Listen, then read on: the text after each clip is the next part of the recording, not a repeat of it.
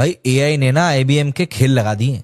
आप खुद सोचकर देखो, 115 साल पुरानी दुनिया की सबसे रिस्पेक्टेड टेक्नोलॉजी कंपनीज में से एक आईबीएम, और सिर्फ एक दिन में उसकी वैल्यूएशन लगभग $70 बिलियन कम हो गई। लेकिन सबसे हैरान कर देने वाली बात यह है कि इसके पीछे सिर्फ एक वजह है, और वो है एआई रिवॉल्यूशन। आईबीएम को 58 साल की सबसे बड़ी स्टॉक मार्केट गिरावट देखनी पड़ी।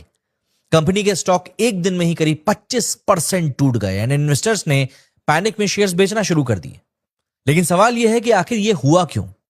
आईबीएम ने अपने फाइनेंशियल आउटलुक शेयर किया और बताया कि रेवेन्यू ग्रोथ सिर्फ 1% रहने वाली। इंफ्रास्ट्रक्चर बिजनेस गिर रहा है, बड़े कॉन्ट्रैक्ट्स डीले हो रहे हैं और कंपनी की ग्रोथ एक्सपेक्टेड लेवल पर नहीं है। सबसे बड़ी बात तब हुई जब आईबीएम के सीईओ अरविंद कृष्णा ने खुद मान लिया कि कंपनी एआई के बदलते दौर के हिसाब से उतनी तेजी से अडेप्ट नहीं कर पाई। एंड यहीं से पूरा का पूरा गेम बदल गया। देखिए, शेयर मार्केट में पूरा का पूरा खेलना प्रोजेक्शन परसेप्शन का होता है। पहले कंपनीज अपना आईटी बजट सॉफ्टवेयर और कंसल्टिंग के ऊपर खर्च किया करती थी, जहां आईबीएम की सबसे बड़ी कमाई निकल कर आती थी, उसका दबदबा था।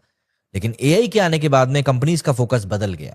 अब सबसे पहला खरीदा जा रहा है GPU chips, AI servers, storage system और हाई स्पीड हार्डवेयर। मतलब पहले लोग घर का फर्नीचर खरीदते थे, अब पहले घर की बुनियाद बना रहे हैं। एंड इसी वजह से एनवीडिया और एआई हार्डवेयर कंपनीज फायदे में, जबकि आईबीएम जैसे ट्रेडिशनल सॉफ्टवेयर जायंट्स प्रेशर में आ चुके हैं। लेकिन इसका मतलब यह बिल्कुल नहीं है कि आईबीएम की कहानी खत्म हो चुकी है। कंपनी एआई में भी इन्वेस्ट कर रही है। अब ऐसे में देखना यह होगा कि क्या आईबीएम खुद को एआई के नए दौर के हिसाब से बदल पाती है या फिर टेक्नोलॉजी के रेस में और पीछे छूट जाएगी, शायद नोकिया की तरह। आपके हिसाब से एआई का अगला बड़ा विनर कौन होगा? एनवीडिया, माइक्रोसॉफ्ट या फिर आईबीएम कमबैक करेगा? कमेंट करके अपनी प्रेडिक्शन जरूर बताइएगा।